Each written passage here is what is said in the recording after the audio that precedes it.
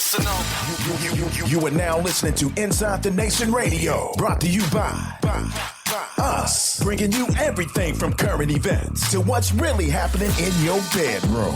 Turn up the volume. Turn me up. And let's discuss. Welcome back to Inside the Nation. I'm your host, Abaya Israel, and we are back again with a very, very special guest who needs no introduction, Dr. Umar Johnson. But wait, before you say anything, let me make sure I say this correctly.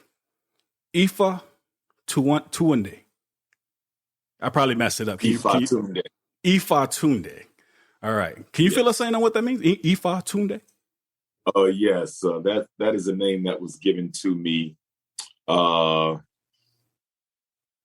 years ago, November the 19th of 2011 at the Oyotunji African Village in South Carolina by Chief Olaitan, who was the chief of that village. He's now an ancestor.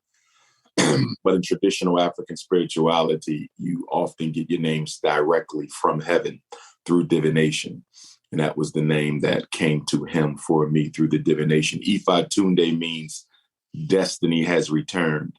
And the last name is Oguntade. So in Yoruba culture, you're born associated with one of the divinities that God created to help manage the affairs of the universe. And Ogun happens to be the divinity of iron. So he's associated with truth and justice, also masculinity, courage, and even war, because all war implements are made of iron.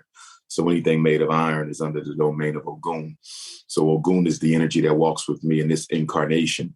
And Oguntade means Ogun wears the crown.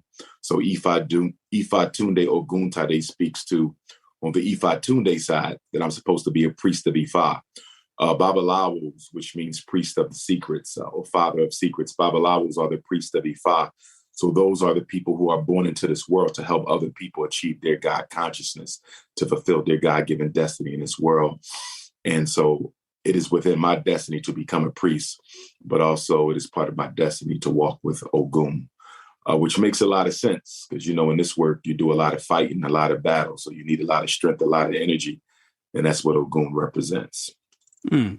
It's like the name actually has substance and meaning to it, unlike, and I hate to say this, but I hear a lot of names. I'm not quite sure if we got substance in these names, some meaning to these names, or we just putting some letters together. And I seen a name. It was a sister, and she was upset because no one would pronounce her daughter's name correctly. It was LA-SHA. And so people would say La Shah, thinking it's La Shah, but she would get upset because it was actually La Dash or La Daisha. And I was like, yeah, that's made up. Unless there's something I don't know, but that seemed pretty made up. But what you just told us, there's a whole history, a whole substance meaning behind that. So that's different. That's something I learn something new every day. Kind of like how he said, destiny has returned. Even he said like with iron, justice, masculinity, which are things that we need to return in the Black community, overall, especially manhood itself. So actually, it was a lot of meaning to that, and a lot of you could say prophecy, if you will. Mm-hmm. Right. And I did hear you say that you were going to be legally changing your name to that. Is the passing, because I did hear you say that the thief is now an ancestor. So is it a recent transition that is pushing you towards the need to legally change your name at this point after 11 years of being given that name? No, I already go by the name in many circles, so legally changing it legally is something I want to do, but it hasn't been urgent because I go by the name Ifa Tunde anyhow when I'm in Yoruba circles or when I'm back home in Africa. So it is something I want to do, but, it hasn't been a priority up until now because once you declare you have a new name, you declare it, whether the white man recognizes it or not. Understood. I want to jump right in and ask you a question. It was some things I heard you saying, and I agreed with a lot of it to a certain extent. And I especially agreed with the part you were talking about how to raise children. Essentially, it takes a village. That's your child, but that's also all of ours. My child, your child, his child, because we all have a responsibility and we can all be affected by that child. You mind, before I even ask my question, you mind expounding on that or just giving us a little bit more on that? Yes. One of the foundational principles in African culture is that the children belong to the village more so than the parents. So although the children are born through the parents, they're born into the village. And therefore, the village has a say over how parents are raising their children, because everyone in the village has to live with the consequences of how you raise your child. So in our community, oftentimes you hear people say, my son, my daughter, which we all say that, but the connotation, the underlying meaning there is that this is my property and I will do with it as I so choose. So we have a very Eurocentric approach to child rearing, where rearing our children is our own personal business that no one else has any say over. And that's inconsistent with African culture because the children belong to the village. And one of the reasons that the village concept is so strongly embraced in traditional African society is, as I said before, we all have to live with the consequences of how we raise our children. So if you raise your son full of anger and you reject him and you emotionally abuse him, he may grow up to be a killer. He may be a domestic abuser. So even though that was your son, as you say, I have to live with the consequences of how poorly you raised him. You know, if someone else raises their daughter to hate Black men, you know, to disrespect Black men, to never feel the need to establish a healthy rapport with a Black man, then that young lady will go on to introduce all sorts of hate, radical feminism into the Black community, dysfunctional beliefs, core values, and things like that. So if you look at the Black community today, one of the reasons why we are suffering is because we don't have input in the way everyone else is raising their children, but we're all suffering from the effects of it. The ones who are out here killing, the ones who are being dysfunctional, all of this is the result of being raised in a home that had no community oversight or input.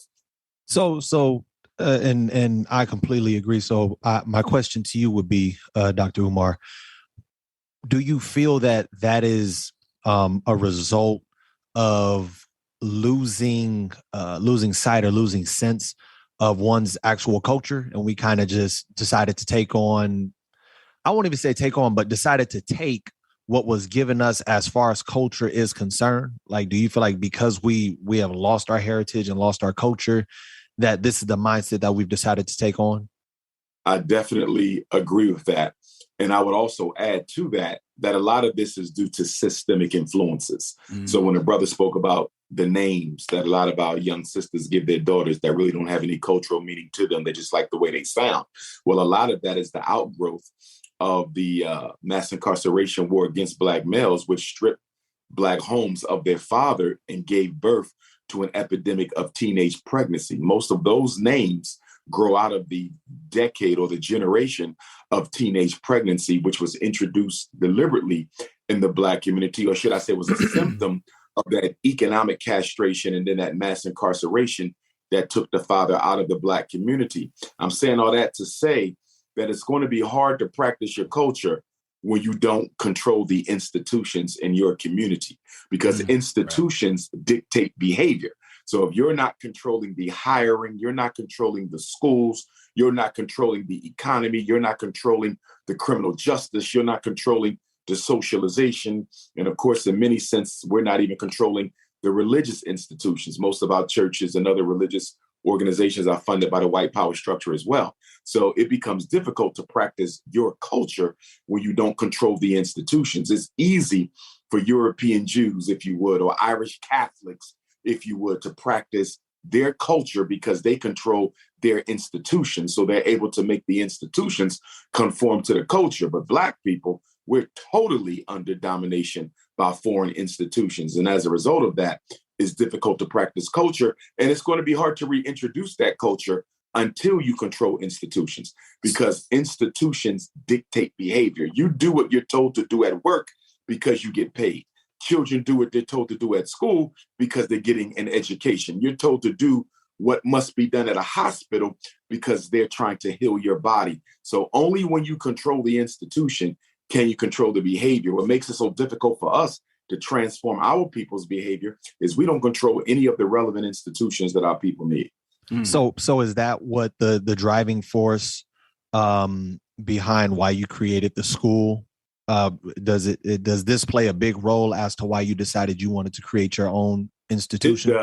It does. But more pointedly, I would say the primary reason for the Frederick Douglass Marcus Garvey Academy is I'm of the firm belief as a psychologist that we change nothing in the Black reality until we change the way that we think as a people. All transformation begins on the level of the mind.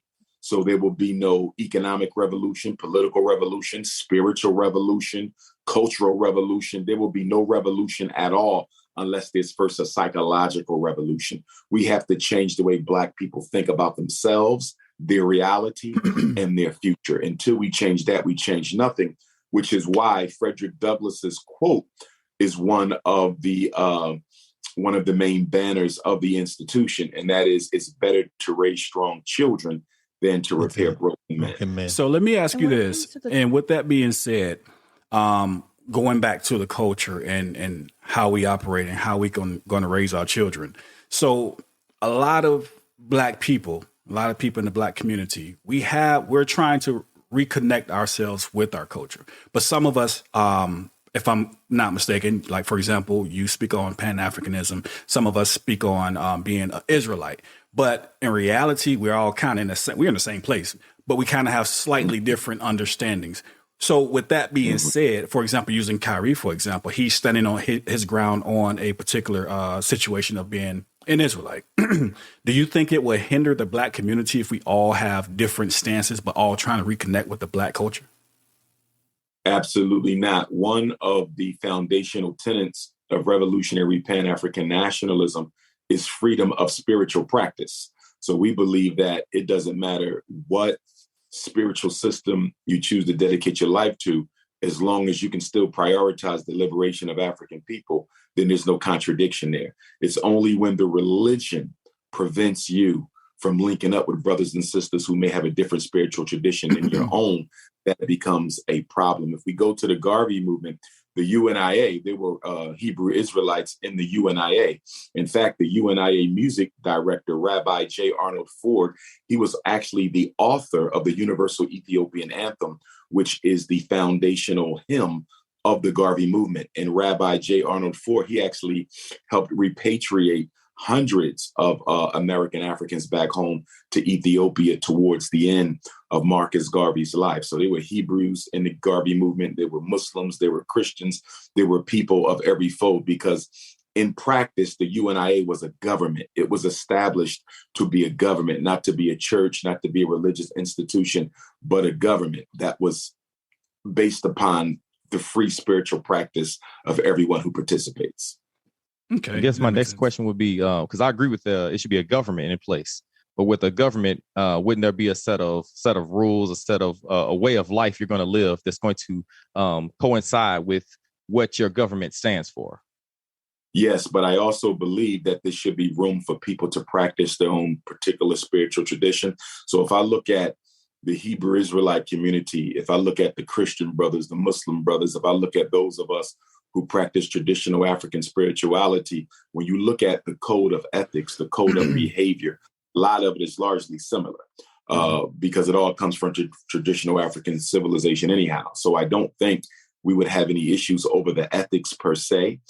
It would be differences of doctrine and dogma, which I think that we should all be mature enough to be able to respect everybody's right to believe as they should. You know, for me, a religion should never be a point where we should separate from each other. You know, we are a very spiritually diverse race of people. And I think diversity is a benefit. I think diversity is an advantage. I don't think it should be viewed, you know, as a cause of concern. With that, I think that one of the reasons that the Honorable Marcus Garvey was so successful is because he did not put a particular religion on the UNIA ACL. When you look at most of the other movements that came post-Garvey, they all put a particular religion on their movement. And I think that's why no one was able to achieve the success of Garvey, because he was visionary enough to understand that we don't need to put a religion on a political and economic movement. Right. And you said that to be, and we're talking about, you know, us as a people creating our own government. Therefore, we will need leaders to lead that government that's going to lead the people. I remember you making a statement about Kanye, who's kind of taking this platform as a leader, and there are many people following behind. But you said to be a true leader, you must have or make a commitment to a Black woman, right? So in order for me to truly lead Black people, it's and it makes sense to me. I can't really lead Black people if I don't have a fully Black commitment, a fully Black mindset. So I'm leading Black people married to a white woman. And you also made another point. I was listening to your interview.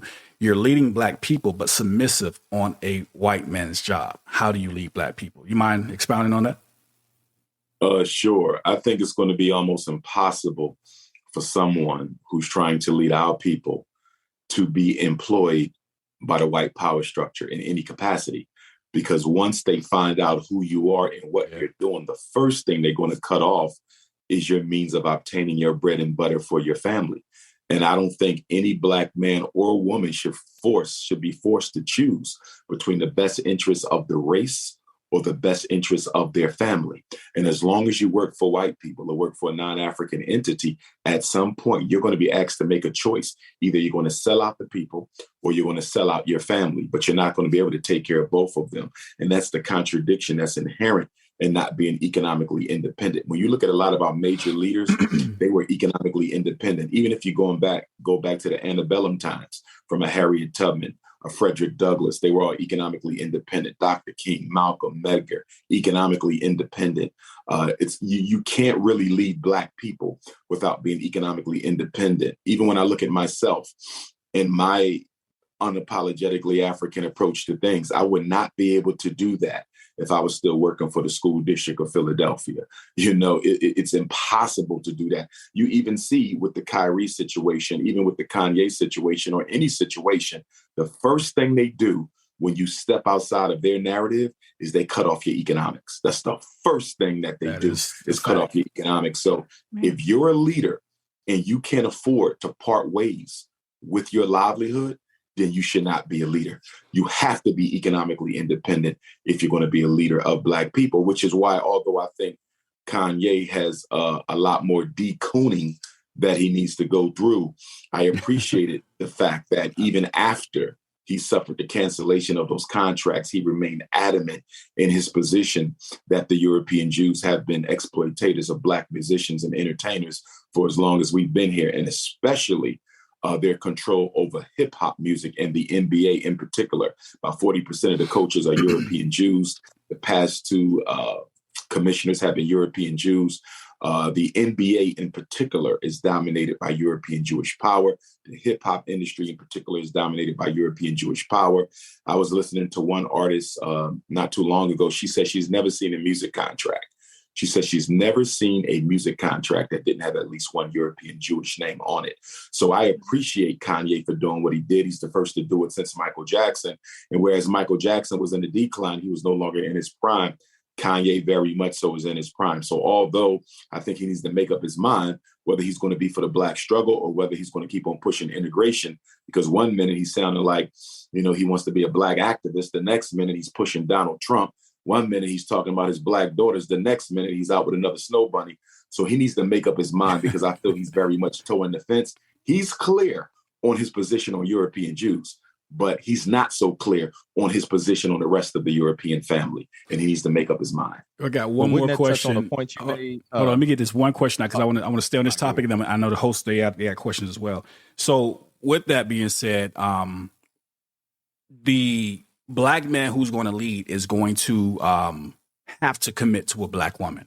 I want to ask you the question about this before we leave the subject matter. I got these statistics from a study led by the American Sociology Association, determined that nearly 70% of divorces are initiated by the women. So when we have that type of situation, when the majority, according to these statistics, when the majority of women are the ones ending marriages and walking away, what happens to the Black man? Like, where does he draw a line? Should he draw a line and say, okay, well, I'm gonna go and get me a woman from another community because all of my women seem to be more interested in twerking or this, or if I ain't got the money, I'm not driving, I don't have the fame, or I'm not that prestigious individual that they're searching for. So therefore they're looking elsewhere. Should I also look elsewhere? And if he does, do we hold that against him? I definitely will hold them against them because who you marry is a political statement. You're telling the world, the culture that you love, because you not only marry that woman, you marry into her family, you marry into her community, you marry into her culture. And so for a Black man to say, I can't find the type of woman I'm looking for, that's an excuse, right? We're the largest race family on the planet Earth. We're at least 2 billion, probably closer to 3, when you include all the Africans who are trying to be something other than African. That means the Black woman is the largest human population on the face of the earth. There's Black women everywhere. No group has more members than the sisterhood. So if you can't find what you're looking for in North America, go to South America. If you can't find it there, go to the Caribbean, go to Canada. Canada ain't nothing but a 2-3 hour flight. You can't find it there, you can take a 4-hour flight to the UK, where I was a few weeks ago. You can go to Asia, you can go to the continent, you can go to Australia, the South Pacific. There's Black women everywhere. So if you don't like the type that you find in your community, go to another African community and find her. But there's too many Black women in the world for a Black man to just abdicate from the entire community, from the race itself, and go get a white woman, go get an Arab, go get an East Indian, a Chinese woman. It's not acceptable, because women tend not to marry down in social status. Women tend to marry up in social structure, especially non-African women. Men don't live as long as women. On average, women will live longer. So when you die, i.e. Kobe Bryant, okay, a billionaire, you left all that money to a Latino woman who's not even thinking about making a donation to improve the community in Black Philadelphia. So for me, interracial dating is a form of financial betrayal and economic, what's the word I'm looking for? Financial betrayal and economic treachery against your own people, because you're taking from us who don't have as much as we need, and you're giving to people who have already stolen enough. You're marrying a Korean woman. Don't the Koreans get enough of our money with the $30 billion hair care establishment? Yeah, you're marrying a white woman. Haven't white people already robbed us enough? You know, you can't separate politics from romance. But you don't think the Latino community is a part of our community? It depends if they identify. For me, you have to be biologically African and psychologically African. So if I look at our Dominicans, our Puerto Ricans, our Cubans, the question would be, do you identify as a member of the African race? And if they do, I regard them no different as I regard any one of you. But if they don't, then I would treat them as if they were not an African, because you have to identify. You have to be proud of. You must be unapologetic in your membership in the African race for me to consider you an African. And that goes for even us here. You have Black people in America who will tell you they're not Black, they're not African. So if that is the case, you don't identify with your race, even though you are obviously an African, I will not treat you as one. That goes for Clarence Thomas, Kamala Harris, Condoleezza Rice, Candace Owens, any Negro who is working against the best interests of the community or does not identify with that community, I will treat them like a complete stranger. So I have a question. Unity, but self-identity. Absolutely. You must have the biology and you must have the identity. So quick question. I want to kind of take a step back. You were saying women are naturally hypergamous. I had seen a number of videos where, and it was coming from Black men. And I don't know, I want to get your take on this. I've heard many of interviews. I've heard many people pull out statistics saying women are naturally hypergamous. They marry up. But I've also heard people sit there and say, except Black women. So I want to know if when you hear something like that, do you feel that that's, for lack of better words, an excuse? Because it's not that our women are not marrying up, they're marrying down. It's more so that they're just in the wrong pool of men, or like what do you feel about that statement? Well, number one, Black women are the only women in America who out-educate and out-earn their mates. Their men, yeah. Systemically. But it was engineered to do that. After they assassinated Dr. King, April 4th, 1968, the 1970s, they decided to reorganize the entire Black community to prevent any more serious social protests. And one of the first things they did was handicap the Black man's ability to finance his own institutions and organizations. So they deindustrialized the inner city in the 1970s. That's when they took out all the factory jobs from the community, and then they took out all the industrial building trade programs from the high school. So not only can you not get a job using your hands, we're going to make sure you don't learn the skills so you can get a job to use your hands. So that was the 70s. And then in the 80s, we get the crack cocaine area. They dropped the crack off after they took all the jobs out. So if you don't have no job and now you got this crack, you're either going to smoke it or you're going to try to sell it.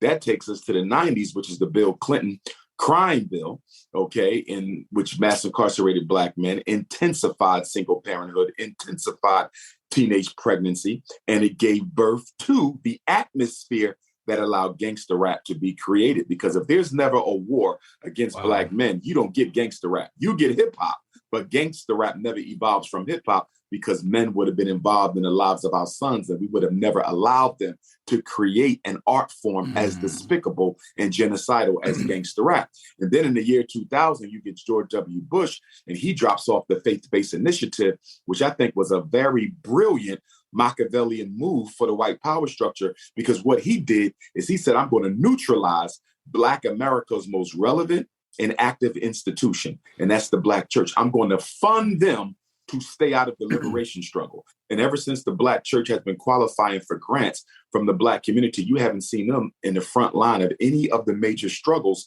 that we have as a people. They don't fight for better schools. They don't fight against police genocide. They don't fight against mass incarceration. They don't fight against economic apartheid, miseducation, mass incarceration, gentrification, police genocide, and access to wealth. They don't fight against any of that. And then Barack Obama came in the 2010s and he took all of the rights that Black people accumulated over the past 30, 40, 50 years, and he gave them to all other minority groups and stripped them from us. And we sat still for 8 years and celebrated while this man stripped us of all the civil rights gains about himself. So really quickly, I want to ask you about that. I'm sorry to cut you off, but I want to ask you about that because some people are of the mindset that Barack did that because he didn't want to come in. Actually, one of our previous guests said this. Barack did that the way that he did, specifically so they couldn't sit there and say, oh, as soon as he walked in, he tried to favor, so-called African Americans. So I wanted to know, what do you feel about his term? One, and what do you feel about, because he even said it, he tried to do a number of things for the African American community and Congress continued to block it. How do you feel about that? That's the same thing Ari Spears was saying when he was on here as well, that he did more than people know, but he just got blocked from doing so. Well, I would need Ari Spears or someone else to give me specifically what did Barack Obama try to change that was relevant for Black America that Congress blocked. I followed Obama's presidency closely, and I can't name one major attempt that was done during his presidency. See, I don't fault Barack Obama for not making the change. I fault Barack Obama for not speaking truthfully about the change that was needed and not attempting to make the change. If you try and fail, I can still respect you, but to not do anything at all, I cannot respect you. What did he do for the schools? Systemically, absolutely nothing. What did he do for mass incarceration? Systemically, nothing. But what Black people will point to is they will look at the commutations of a couple thousand sentences that Barack Obama signed off on during his last days of office. But I want to be clear about something. Right. Commuting the sentences of a couple of offenders, and these were not just Black people, this was Americans, period. So it wasn't for us, it was for America. You see, and we have to be careful not to fall into that trap, because when Barack Obama or any president does something just for Native Americans, that's okay. When they do something just for homosexuals, that's okay. When they do it just for immigrants, it's okay. But when it comes to Black people, they can't just do it for us. They have to do it for everybody. Well, where was that energy with the homosexuals? Where was that energy with the Ukrainians? Where was that energy with the Native Americans? If you notice, every group has gotten legislation under Joe Biden except Black people. Yeah. Almost every group has gotten legislation under Barack Obama except Black people. Even under Donald Trump, many groups got legislation. He gave us the Hispanic Prosperity Initiative. He signed into law an executive order to look out for the education, and economics of the Hispanic people. No such thing was done for blacks. So we have to be careful not to defend the very system that is oppressing us. Barack Obama didn't do nothing for black people because Barack Obama doesn't care about black people. Barack Obama was paid for by the white power structure, and that's who agenda he pushed. We don't need another black president. I don't want to see another black president because it's going to put black people to sleep. We are not politically mature enough to understand that the color in office does not represent the power that controls that office. So you just mentioned recently. Go ahead. You mentioned recently that this most recent election was the most irrelevant election for Black people because there was nothing on the table for us whatsoever. Do you think that it is in Black people's interest as a community to vote at all? If we're going to organize the vote, good sister, if 50 million of us came together, or even if you look at it on a state-by-state basis, if a sizable majority of Black people in any major city or any county or any region or the entire country came together and said, listen, y'all, for this election, we're voting as a community. We're not voting as teachers. We're not voting as Masons. We're not voting as Christians. We're voting as Black people. What is best for Black people? We're going to put together our own platform. We're going to meet with the candidates. We're going to fund the candidates that we feel can best represent our interests, and we're going to see where the chips fall. If we were to do that, there would be a grand restructuring of the political process because Black people have not done that since the civil rights era. We're the only people who do not vote as a community. We vote as Democrats and Republicans. So we are participating in a political dichotomy that speaks to the issues of white people. Democrat and Republican is a white dichotomy. That has nothing to do with Black folks. But because we suffer from the illusion of inclusion, we go along with the conversation between white people that has nothing to do with Black folks. And as long as you're going to vote for an army that does not fight for you, why would they ever take you seriously? Voting can matter if we do it as a community. As long as we do it as individuals, it'll never benefit us. Do you think there will come a time where we will vote as a community as a whole? Do you think it would happen? I think in order for that to happen, we are going to have to go through that psychological revolution that I spoke of earlier. And I do think, here's the thing. There's an African proverb that says, every time an African child is born into the world, that's a sign from God that the Creator has not given up on Black people yet. Every time a baby is born, that is an opportunity to fix this. So if we took every newborn, every African child born into this world, let's go with January the 1st of 2023. Take every Black baby born from January the 1st of 2023 until January the 1st of 2043, 20 years. Every baby goes through the same socialization, the same education. Do that for 20 years. Raise them the right way, and we'll be a whole new people. Our problem is we raise the babies the same way we raise the adults. There's nothing different being done to make sure we have a new reality 20 years from now with the babies that are being born now. They watch the same white cartoons. They worship the same white Jesus. They eat the same high sugar diet. They watch the same shows on TV. They play in the same video games. It's the re-niggerization of Black America. Every time a new child is born, they go through the same re-niggerization, and we have to change that to a re-Africanization. Tasha, so I need you to line. So my question would be, because what you're saying is we're assembly line, like just assembly line of Negroes. So I was ask you this question. As a nationalist for your people, which I know you proudly proclaim, would you strive to maintain a dominant position for your race of people if you were in power just like the people are there? Like, would you want to keep the same things going just like, the people that are in power running right things right now? You don't have to practice white supremacy to destroy white supremacy.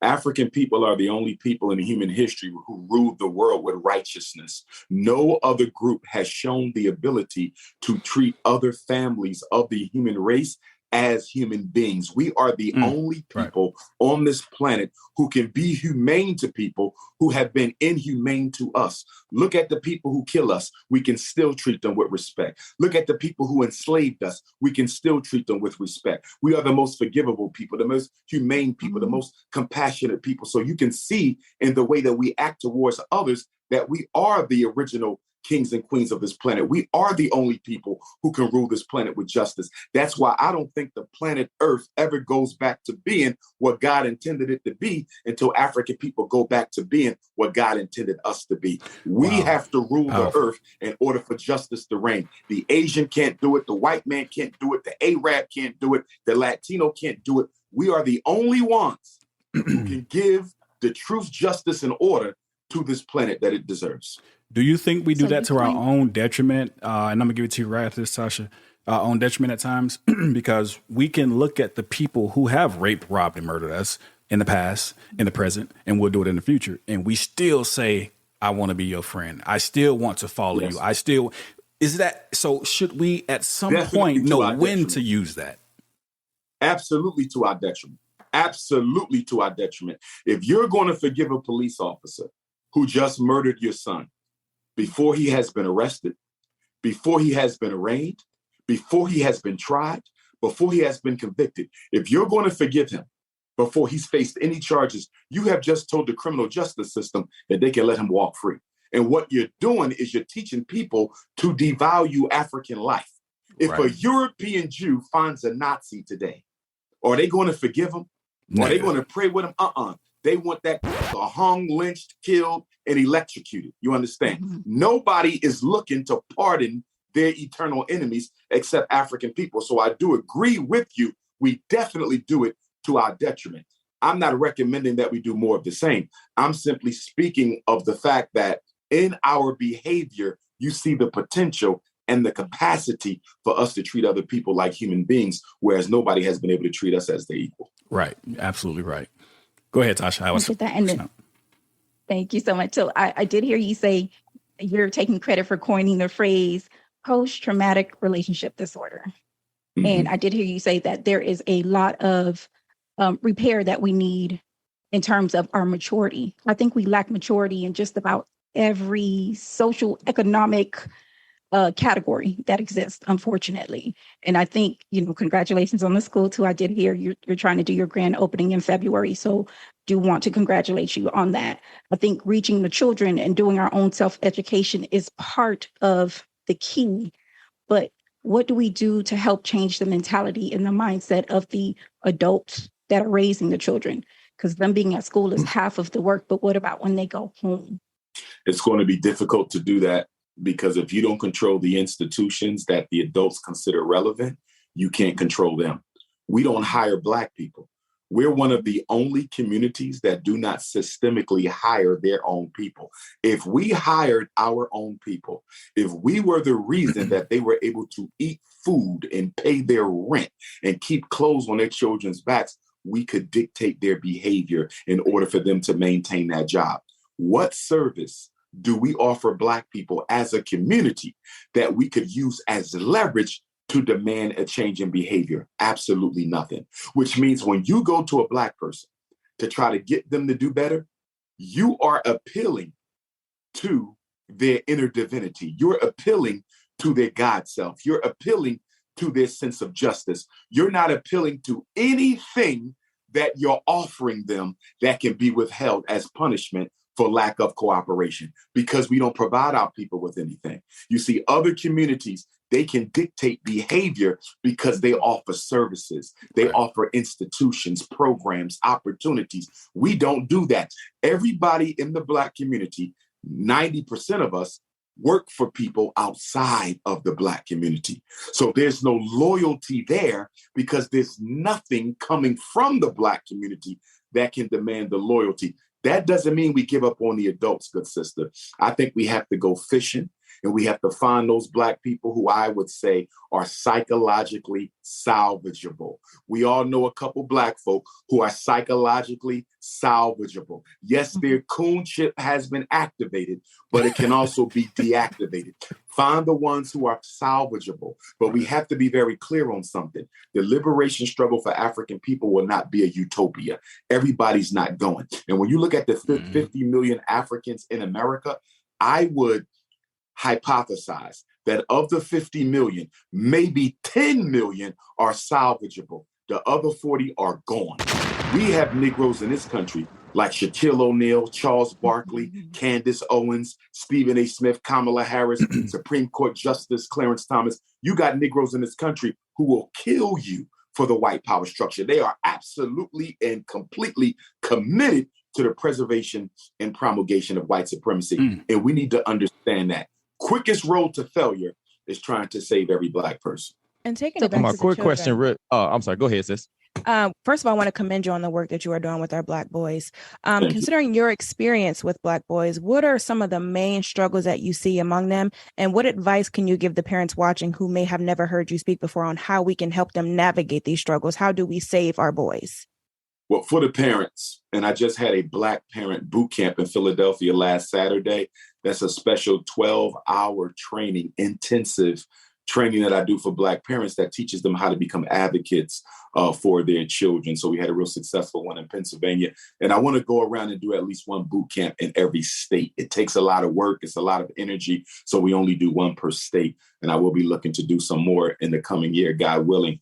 For parents, when you're dealing with the school system, number one, they shouldn't sign nothing that they don't understand.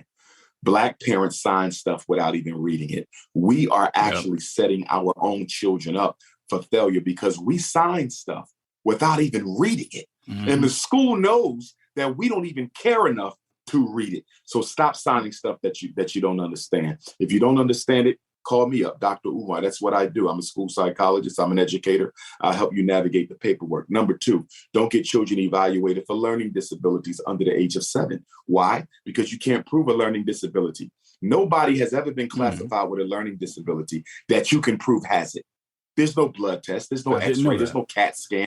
There's no MRI. There's no urine sample. You can't prove somebody is reading disabled. It's an opinion. You can't prove somebody is math disabled. It's an opinion. Stop getting babies evaluated.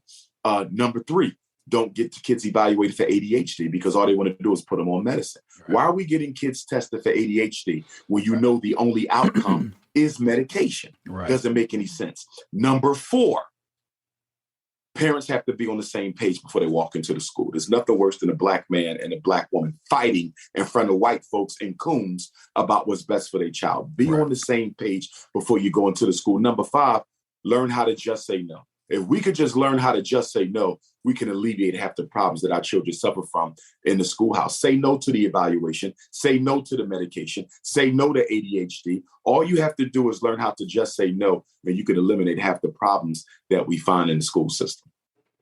Awesome. Okay, I had a question about, I know you're talking about all the other communities, how they work together. They don't let certain things happen. Do you think there's a problem with the Black community not canceling are figures that actually are against our own people, the ones you would say, are tap dancing, you know what I'm saying, in their suits. So those people that do those things, do you think it's a problem that we don't cancel it? Like say your R. Kellys of this world that do different things to destroy our women. And then, we still support them, by their music. We talking about how they're great they are. Should we cancel them to start to hold our people accountable? As you said, basically some type of punishment. Absolutely. You can only control behavior with rewards and punishments. That's a basic rule of behavioral psychology. That's how you control your pets. That's how you control your spouse. That's how you control your employees. That's how you control nations around the world. Consequences and rewards, period. The Black community doesn't give out either. I agree with you. There may be a need for conversation about canceling people based on their behavior.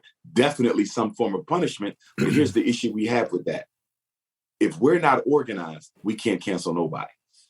You follow me? There's people who are going to support Charles Barkley. There's Black people who are going to support Candace Owens. There's Black people who are going to stand by Stephen A. Smith. They're going to stand by Judge Clarence Thomas. They're going to stand by Kamala Harris. So in order for us to engage in any type of general change of behavior or accountability, we got to be organized as a people, and we are not. Marcus Garvey said the greatest weapon used against the Negro is disorganization. We have to get organized. We are not where we are because we're Black. We are where we are because we choose to remain disorganized. And let me touch on something else you said really quick. I'm sorry, because you did mention also rewards and punishment even for a spouse. So how does that work within a marriage? Like say, as far as a husband, how do you punish your wife? Especially how the power structure is set up against the Black man. I'll give you a good example. And when I speak of punishment, I'm not speaking of Corporal punishment. Corporal. Punishment. Punishment. Timeouts. Right, exactly. Punishment by definition is anything you give or take away to reduce a behavior. Reward is anything you give or take away to increase. So I'll give you a real life example. Sister I was working with, husband never came home on time for dinner. She always had dinner with the kids. Husband was always working late doing what he does. I told her, do you leave him a plate of food? She says, yes. I said, don't leave him no food. She said, what do you mean? That's my husband. My job as a wife is to feed my family. I need to make sure my husband has a plate of food. I said, if you don't do what I'm telling you to do, your husband will never come home on time for dinner. Does he like your food? Yes, he does. Then guess what? Tell him every time he's late, there will not be food waiting for him. He has to make his own food. She finally decided to do it. And guess what? After a couple of days, he still was late, and he was late no more. Why? Because he decided in his own mind that going without his wife's food was too big of a punishment to suffer for being late, and he started coming home on time for dinner. Dr. Umar, I really respect you, everything you've done, but Tasha, if you do not make me some food when I come home, we're going to have a problem. You know what I'm saying? I'm joking. That's right. That's how you get things to stand. So I did have another question for you here, because I did hear you say that that our leaders currently are self-appointed because we don't have any type of election structure where we're electing individuals to lead us. And because our celebrities are contractually obligated to, speak to certain talking points and to ignore other talking points if they want to get their paychecks. And I did remember hearing Gil Scott say that the revolution will not be televised. I mention that because right now on social media, when you speak of unity, it's not promoted. It's not something that they push out there. So, social media, even though it's kind of like our public forum, it's owned privately. So they are not going to promote anything that benefits us. How do we begin to organize? And I did hear you say it sounds like maybe starting locally and then working our way up. But how do we get to the point where we can organize, those rallies or those protests where we're basically bringing some type of consequence to the system for mistreating us? Well, number one, in order to get our people to a point where we can cooperate and collaborate, you have to change the value structure of the Black community. We value individualism. We do not value collectivism. Everything we do as a people is motivated to outdo the next Black person. We shop to compete. We buy our cars to compete. Sisters do their hair to compete. The entire platform of Black psychopathology, as I'm going to call it, is based on conflict. Our music sells because of conflict. Reality TV shows are great because of conflict. Even when you look on social media, the fools and buffoons who get the most attention are the ones who are always promoting conflict, sensationalism, and the shock factor, which is also normally tied to some form of conflict as well. You have to change that system away from that. And I think you do it with the children. I don't think we spend a lot of time on these grown folks. One of the reasons I wanted the Frederick Douglass and Marcus Garvey Academy to be a residential academy is I didn't want to send children back home to the toxic environments that they live in. You see, when I work in schools and I hear Black kids calling each other Black and ugly, your nappy hair, your big nose. He's 3 years old in preschool. How does he know Black skin is unattractive? According to who? Who told the 5-year-old that a large nose is unattractive? Who told the 6-year-old that thick, coarse, curly hair is undesirable? You know who they learned it from? Their parents. We are teaching our kids to be coons in our homes. And that's the biggest reason why I wanted FDMG to be a residential school, because I recognize how toxic many of the homes are that our children live in. Even when you go to COVID and the COVID quarantine that we had, we saw how toxic many Black households are. Right now, Black teenage girls, 14 to 17, they leave the country in suicide right now. Black teenage girls. Post-COVID, you know why? Because they come from toxic homes where they was being verbally abused by their mothers. sexually abused by their uncles, emotionally abused by their siblings and fathers, and going to school. As trifling as public school is, it gave a lot of our daughters a break from a toxic household. During COVID quarantine, they couldn't even go to school. So they were stuck in a house full of mental and emotional illness and dysfunction. And as soon as COVID ended, they're leading the country in suicide. Our homes are unhealthy. And that's why I'm not a big proponent of homeschooling. I do recognize it as a good temporary intervention. It's not a solution because you assume that the house where the child is being homeschooled is emotionally safe and psychologically healthy. I can't make that assumption. Right. And that's why I especially try with our children. And with my family coming up, no fault of my parents, I guess, because that's what they were taught and everything goes down the line generationally. But we didn't have the I love yous, the hugs and things of that nature, or you're beautiful. And I noticed that with my children. And I tell, when me and Tasha, we first had our first child, I told her, this is what we have to do with our children. I constantly tell my daughter how beautiful she is. My son, he's so handsome. They're smart. And we try and instill those positive, those what's called affirmations into them on a daily basis, on an hourly basis. I mean, it's an all day thing. We don't try and overkill it, but we try and so they can hear it enough. So when they go out, and if they hear it from someone else, oh, that's nothing. My dad already told me that, but we need that. And I agree with that. And I never thought about the homeschooling aspect from that, perspective that we always push homeschool. That's something that we do. We push homeschool. But you're right. If you're in that toxic environment for too long, homeschooling probably can be bad. Never thought about that. So good point. Great point. I want to ask one more. Another quick point. Mm-hmm. Another quick point, if I could, just add on to that. And if you guys want to go a little over, we can. But the other point I was going to say is this. 70% of our kids are being raised by single mothers. Mm-hmm. These women are already working multiple jobs. They're already raising multiple children. When are we going to say enough is enough? I have a problem with the fact that the Black community keeps on piling on top of our single mothers who already have enough on their shoulders as it is. Every time there's a new issue involving the children, we pass the load to the single mom. And when she's not successful, we blame her instead of the community that stands idly by watching her being crushed by dealing with all these different demands that her children are facing. Why don't we hold the religious institutions accountable? Why don't we hold Black community-based organizations accountable? Why don't we hold the politicians accountable? Why don't we hold the community residents accountable? Why don't we hold the elders accountable? The only person being held accountable for the failure of Black children are their single mothers, and that's grossly unfair. I want to ask a question pertaining to that, because some people will argue that a lot of times single mothers are single mothers because they are intentionally keeping the child away from the father. So for those particular ones, because you do have anomalies in every situation, what do you feel about those individuals who are being crushed by the pressures of society and crushed by the pressures of life, but it's not anyone else's fault, but theirs out of being vindictive?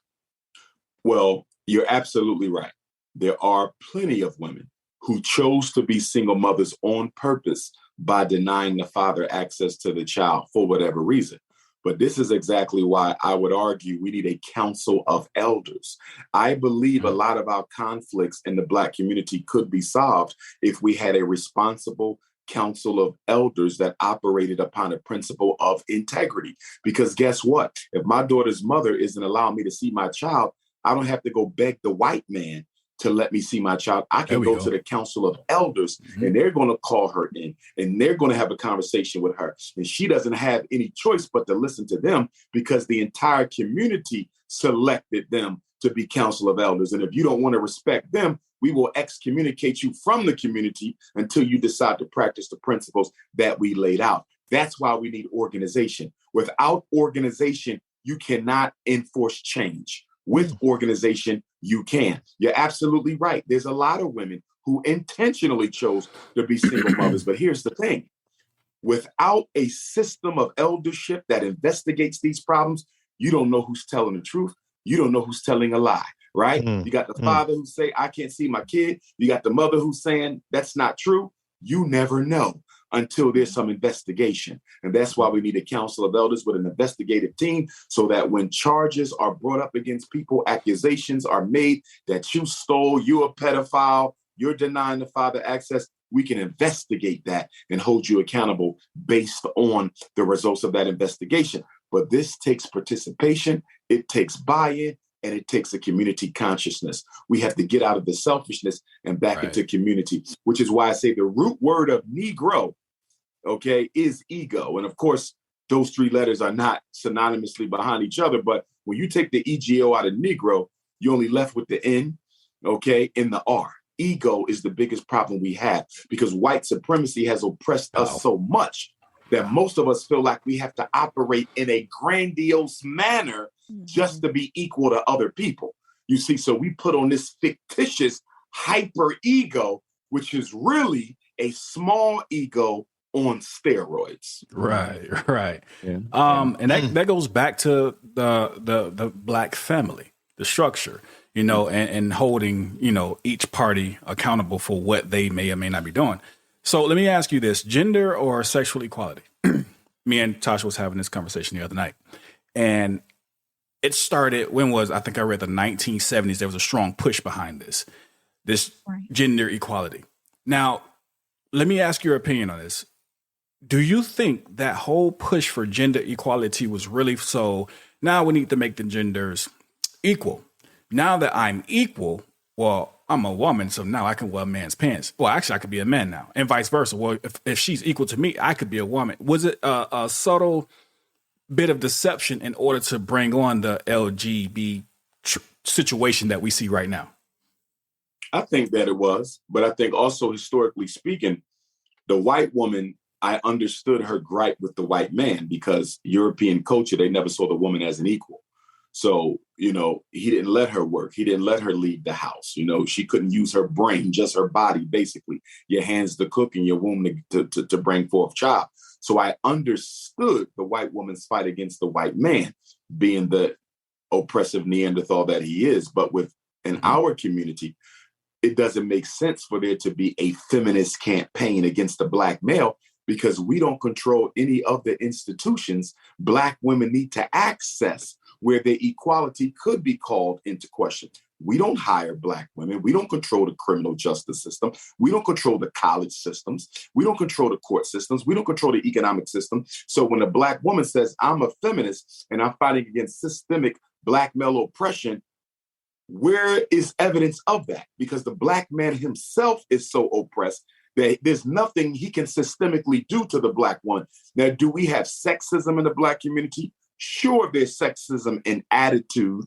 You understand there's sexism in philosophy, but is there an institutionalized sexism in the Black community? You might can argue in the Black church, but outside of the Black church, what institutions do we control through which we can systemically oppress and marginalize Black women? We can't. The Black woman is more educated than the Black man. She's more employed than a Black man. So how can we possibly be oppressing her when she's doing better than we are? So again, that doesn't mean Black women have to ignore the sexism that they see, but to see individual acts of sexism and try to compare that to systemic oppression of women through institutions are two totally different things. Black men don't have no institutions that we can use to oppress Black women through. Mm-hmm. I heard you mention something on your interview when you're talking about the Woman King movement. You're talking about how the agenda to feminize the Black man and, of course, put masculinity in the Black woman.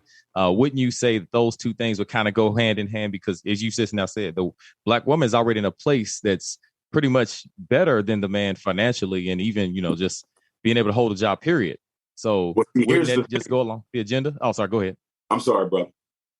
On the surface, if my woman makes more money than me or has more education than me, that in and of itself is not a problem. Right? If she makes more money, that in and of itself is not a problem. She has a better job, better career, better business. That in and of itself is not a problem. You know when it becomes a problem? When either she or I interprets that as being indicative that something is wrong with me. See, the problem is not just the Black woman out earning and out educating. It's that many Black women have bought into the feminist narrative as to why.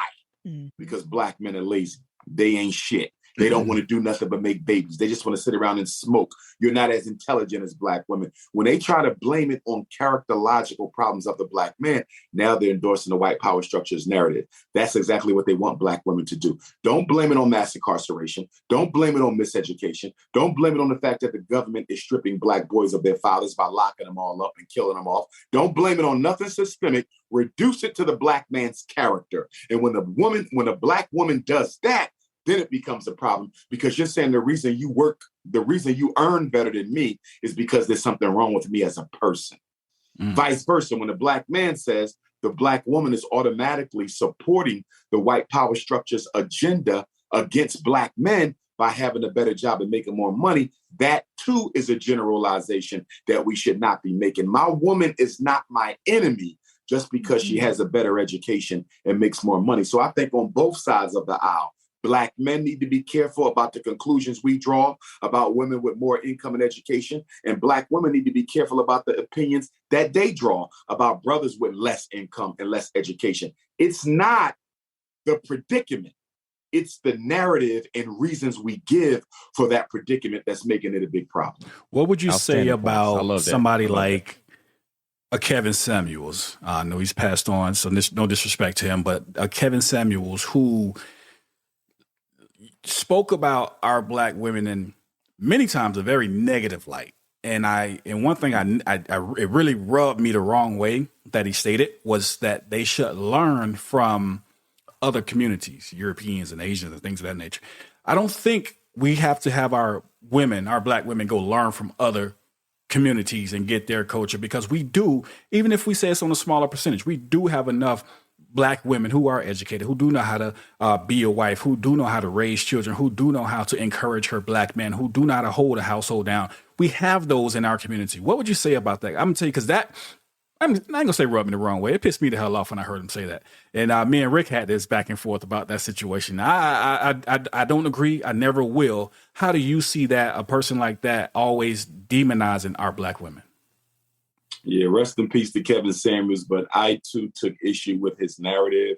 Me personally, I thought it was very Eurocentric and heavily loaded towards the physical. Right. It was about how you looked, how much money you make, very little emphasis on spiritual values, very little emphasis on the need to collaborate to maintain family. He had a cookie cutter type approach to this situation. You know, if you wasn't built like a European woman, if you didn't have a European woman's complexion and a European woman's hair, that you were undesirable. You know, he made a lot of sweeping statements about Black women that I think were very wrong. But I will tell you this. I think the best thing that was learned from the Kevin Samuels situation, if you would, is the fact that Black women were among his biggest supporters. And I think that's because Black women enjoyed, and this is my opinion, and I didn't follow his work much, but people always send me stuff.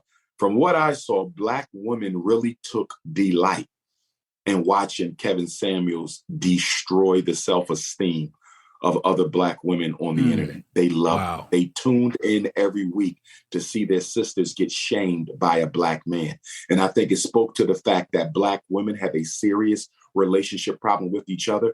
I would even argue that the relationship between Black women rivals the relationship between Black women and Black men in terms of its toxicity and pathology. I don't know who has the worst relationship, Black women and Black women or Black women and Black men. And I'm saying that because I think a sister many Black women could get along with a man before they could get along with another Black woman. Yeah, you know, true. And even us as Black men, we have our issues. God knows that. We out here killing each other. God knows that too. But guess what? With Black men, I find that after a certain amount of time, we can sit down, shake hands, and move on. Very seldom do you find two Black men who can't, after 5 or 10 years, sit down, shake hands, and move on. Even if they agree to never be friends, they can bury the beef. Right. Black women don't ever bury their beefs. They will keep that beef for 10, 20, 30, 40 years. There is a pettiness amongst the sisterhood, a very serious pettiness against the sisterhood that needs to be addressed, because for Kevin Samuel to be as popular as he was about Black women speaks a lot to how Black women view one another. Right, Hey, right. that's Well, very interesting. I've wait, hold on, real never quick, heard guys. nobody We ever at say the that. hold on, Rick. We at the end. What we're gonna do, if it's okay with you, Dr. Umar, we're gonna go around and let everybody get one more question in before we get out of Sure. here, and No problem. we'll start with you, Rick. Go ahead. Oh, well, I was just going to say, from what you just now said, it's very interesting. I've never heard nobody say that Black women enjoyed watching each other be destroyed on Kevin Samuels' show. That's an eye opener for me. So that's something I'm going to definitely go think about. But I did watch one of your other recent interviews, and you was talking about how women are in competition with each other, and they won't even try to help younger women like Black men will help younger Black men because they, how they view them, how they'll see them as, how they talk trash to them or how they all develop, and they just don't like their attitudes. And I just thought it was interesting. You said that how they're in competition and won't try to help each other. I guess I kind of wanted to hear you kind of expound a little bit more on that, because I think it's very interesting that you believe our women hate each other that much. Even the point you just made, how you said, and I've heard women say this, I get along with men more than I get along with women. Yeah. So yeah, I just like to hear you go on.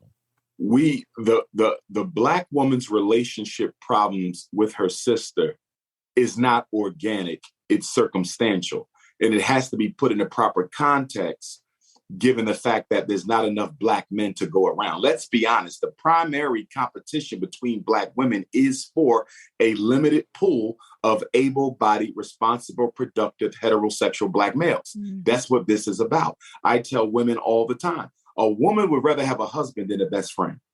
A woman would rather have a husband than a best friend. And that's why you hear stories about the husband sleeping with the best friend. How could she do that? Because at the end of the day, she would rather have a man than have you. And so I think Black women at some point have to sit down and have a serious conversation about polygyny. Not something that needs to be initiated, but something that needs to be organized and controlled, because we already have a dysfunctional, pathological, serial polygyny situation already in the Black community. People are sharing. Women are sharing their men, but they're doing it in denial. And by doing it in denial, they're not forcing that man to be responsible and to be accountable to the women and children involved. As long as women want to ignore the fact that men are, in fact, in polygamous situations, we'll never be able to bring some structure and righteousness to the polygyny that already exists in the Black community. I really think that sisters have to have a conversation, because their unwillingness to admit that they're sharing is causing this conflict between them, and our children are the casualties of this undercover serial polygyny that's happening in our community. Tasha, I'm just playing. Go ahead. You got something to say? Yes. So I think you hit a point with the polygyny thing. Okay. So I was going to ask you if women are competitive by nature or if it's conditioning, because a lot of times when you talk about children needing to escape from the home and there being this abuse, there is not only a competition amongst women in the same age bracket, but also mothers and daughters. But sometimes, especially considering that the mother is having the child so young, and then the father begins to love on the child, and then there becomes jealousy that's involved with the relationship between the mother and the daughter, no fault of the daughter, but the father begins to love on the child more than he loved on his partner initially. And that can be seen. And that kind of plays out in the dynamic between mothers and fathers. So do you think that that is also a condition that is nurtured within the household itself because of our own dysfunction emotionally? I've seen it. I have seen it in my work as a therapist. Imagine this. You get pregnant because you wanted that man. Mm-hmm. He is as culpable as you are because he impregnated you. So he's not off the hook. But you had an agenda to force him to be your husband through pregnancy. Mm-hmm. He decided not to make you his wife, but he's very excited about being a father to his daughter. Mm-hmm. You have been rejected. And all the love that you wanted from this man, you're seeing it shown to your daughter. Mm-hmm. That pain is so intense that you cannot face it. And what you do is you reject and disqualify that man from being a meaningful part of his daughter's life because you cannot see her to benefit from something that was taken away from you. And I would argue that at least 25% of the men who are not in their children's lives today are not there for that very reason. The mother's jealousy of her daughter. She's denying her daughter what she herself could not have. Mm. Wow. But also it reflects in the relationship between the mother and the daughter. So not so much just pushing the male away, but also emotionally rejecting the daughter or verbally abusing the daughter. Absolutely. So that way it's that dysfunction that's kind of nurtured within the home. So when you see another female, of course, your natural response is to compete. There's no way you can be my friend. There's no way you could ever love me or care about me or that we could be equal because I've learned that every female is my competition. She is my enemy, even from my mother on down. And I see it in my work, speaking and traveling as much as I do. I go out of my way, and it's natural for me out of my respect for the Black woman, but I go out of my way to make sure that every age group of sisters that are in my presence get the same level of admiration and love when they're in my presence. Because I know when that curvy 25 to 35-year-old walks in the room, that 40 to 55-year-old, she's going to feel some type of way. You see, so I have to make sure that I give all the sisters the appropriate amount of attention because I recognize that competition that exists there, especially between the generations. Not so much with the elder queen mothers. They're okay. But those women who are between 40 and 55, still young enough to be a wife, when they see them 25 to 35, they kind of see them as competition. And you see the look change, the energy in the room change. And I'm just like, wow, this is your daughter. She needs your guidance. She needs your nurture. But you're so preoccupied with getting a man that you automatically see her as a competitor as opposed to being your daughter. Right. Awesome. Wisdom right there. Darash, then we're going to hit Ahava, Tiara, and then we're going to get out of here. Yeah, and it kind of goes to the point that Tasha was bringing up. How do you feel? I kind of want to get your take on, because I feel like it's almost like a rise in this going on in the younger generation around my age, mid to late 20s that have children.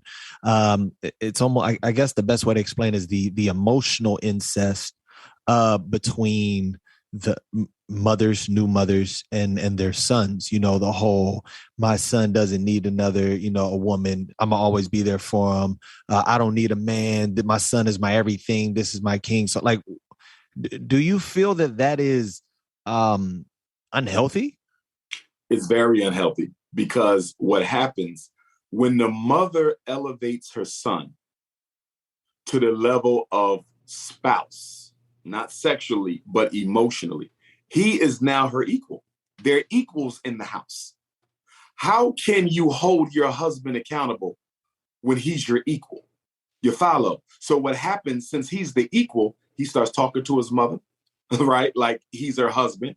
He down talks her, tells her what to do, how to get there. And so now they're arguing back and forth as opposed to her telling him what to do because she elevated him to husband status. And in doing that, she's not teaching him discipline because she's not holding him accountable. And the reason she can't hold him accountable for his behavior is she is dependent upon her son for her emotional support. When the mother becomes dependent upon the son for her emotional support, he's no longer the son. He is at least the husband. And in some cases, he could be considered her emotional father.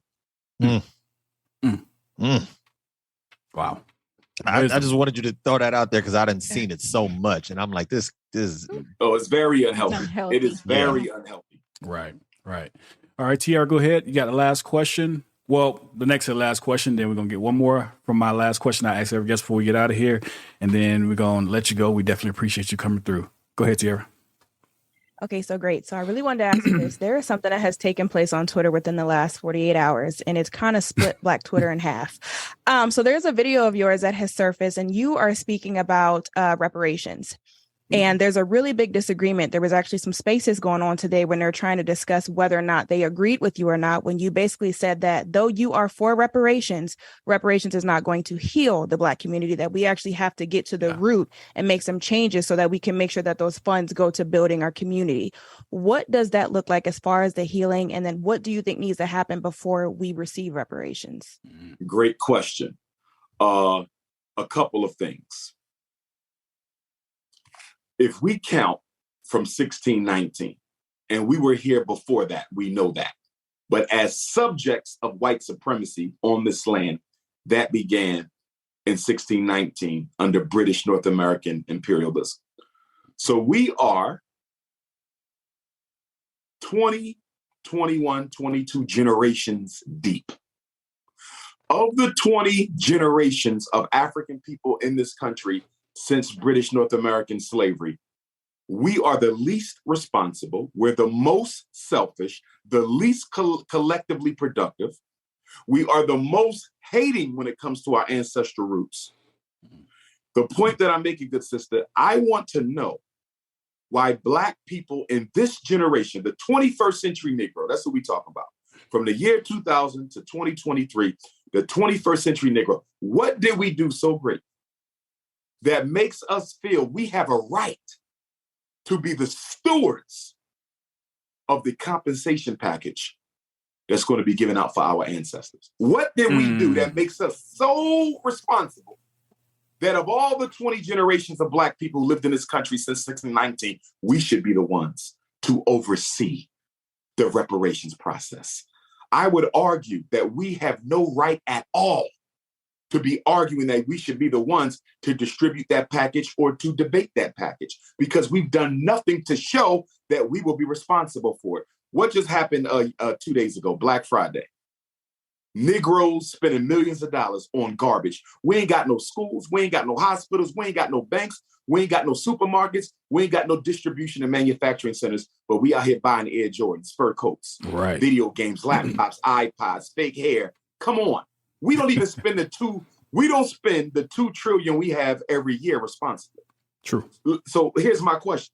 If we don't spend the 2 trillion that we already get, we didn't spend the PPP loans responsibly. We don't spend the tax returns responsibly. We don't spend the lottery money responsibly. We don't spend 2 trillion responsibly, but they're going to give us 25 trillion, hypothetical number. They're going to give us 25 trillion, and all of a sudden, you're going to get responsible with the new money, although you was irresponsible with the old money. Right.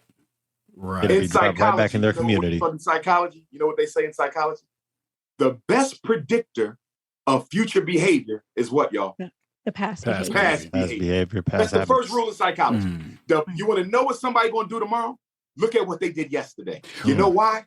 Human behavior is so predictable and so difficult to change. It's hard to change how you've been doing things. And we've been doing it for 400 years. And you mean to tell me that the white man going to give us a check and all of a sudden we're going to start building schools and building Black communities?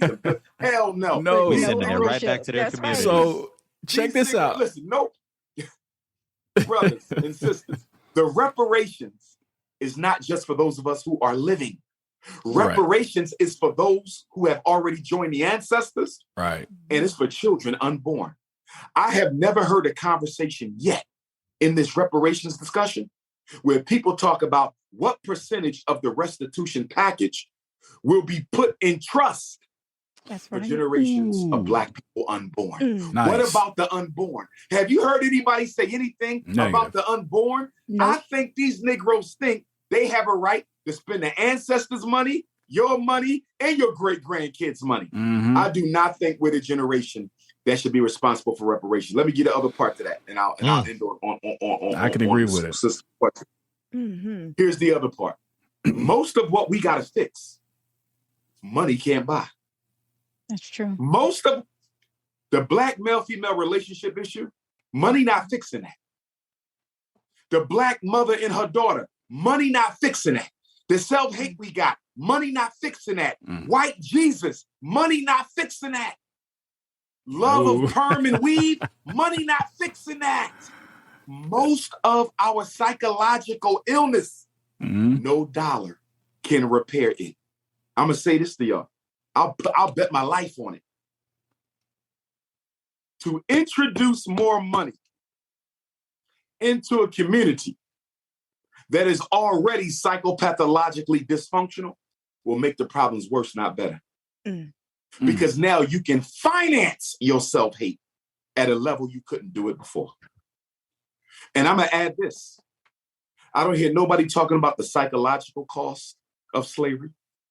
I don't hear nobody talking about the participation of the Arabs in slavery.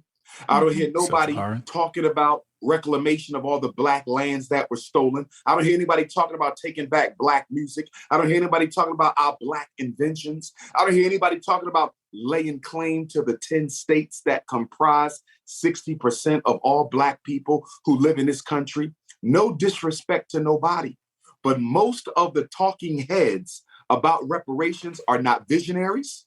Right. They're not deep thinkers. They're not scholars. Most of them are just opportunists looking to put their name on something and get some money. Listen, to get money without no infrastructure automatically means what, y'all? If they give us money and you don't have no businesses to trap the money in your community, the Black dollar already circulates less than one time. Right. The Black dollar already circulates less than one time. So you give us that much money, it's going straight to the Koreans. Straight to the other communities. Arabs, straight to the Mexicans. Straight Everybody to the white but man. us. Consumerism. They're going to be the ones who get the reparations, not us. Which is why I would say, this would be me, if I were in charge. You get no reparations until you have built enough institutions that proves you can trap the money inside the Black community. If you can't prove to me how you're going to contain those funds after they're given, you don't get those funds. Build infrastructure and then go after reparations. We want to go after reparations before we have any infrastructure, which means every other race will benefit from your ancestors' pain more than you do. Well, it sounds like no reparations, everybody. No reparations. Hey, listen. We got a lot of work to do. Put them on layaway. Remember when, I think it may have been Biden or Trump, I can't remember. They released that $500 stimulus. I saw a picture of Walmart. They rolled all of their TVs to the front of the store for $4.99 because they knew where we were coming to go buy a big screen TV. So everything that you just put out there. Do the same thing with your Harriet Tubman dollars. Oh yeah, right. Of You're course. going to do the same thing with your Harriet Tubman dollars. Exactly. Them Everything Negroes on ain't sale. thinking about nothing. But in fact, you know what they're going to do? They're going to take that reparations money and move right into a white suburb. Yep. Go get them a Benz. Go get them a Mercedes. They're going to do the most contradictory and ironic things you can do with your ancestors' money. These Negroes will do it. They're not thinking about building no institutions, no Black Wall Streets, no communities. They want a check. Wow. But most of them have no interest in learning. The people who have the knowledge and the education about, okay, Wall Street, how do we get involved? Okay, setting up financial institutions, how do we get involved? Structuring trusts, how do we get involved? They don't want that information. It's not important. They want some Not money when the Housewives so of Atlanta is fun. on. It's They're not going to important. turn up. They're going to be having reparations jams and it's going to be a reparations cruise, a reparations party, reparation come smoke, come blunt, a reparations CBD session. Kickback. Right? I tell you, man. And most of us don't even know the history of the people we're claiming as our ancestors. We don't know the history. We don't care to know the history. We don't know it. We don't care about anything that took place in the past. But you're right. We just want the money to do what we want to do. Oh man, hey, Dr. Umar, I hope I can convince you to come through again. I definitely enjoyed this. You dropped some nuggets and bombs, man, like for real. I'm gonna say this. I gotta ask you this one last question. I ask every guest this question before we get out of here. And it's not necessarily pointing to, I asked Dr. Boyce Watkins this. He was start talking about, the casket. It's not necessarily talking about the casket because you still could be alive. When it's all said and done, whether it be after we leave here or whether it be when you're just sitting down 99 years old, kicking back and you've accomplished everything that you felt like you can accomplish, how do you want to be remembered as a man and professionally? I would just say he did the best he could with what he had. Because that's what I try to do every day I get up. How many kids can I save? How many parents can I help? How many of these schools can I get built before it's time for me to go ahead and kiss the dirt? Just did the best he could with what he had. That's how I would like to be remembered. Awesome. That's what it is. Again, special guest, Dr. Umar Johnson. And I gotta look at it because I don't want to mess it up because I'm not pronouncing it correctly. Dr. Umar Johnson, Ifa. Help me out with the last part. Ifa Tunde. Tunde. I'm going to get that right. I'm going to get it right. I just want to make sure that we start getting that out there because the name's going to be changed. You say legally to Dr. Ifa Tunde. Sir. So make sure y'all start getting that under wraps. Thank you again for coming through, blessing the platform. Looking forward to having you again. Hey, if you have not hit that like, that subscribe button, make sure you do so. We got more shows coming. Make sure you hit it. With that being said, we are out. Okay, ladies and gentlemen, thanks for joining Inside the Nation Radio, your go-to for the latest happenings and the best discussions. Be sure to tune in next time. And don't forget to hit that like and subscribe button. Goodbye.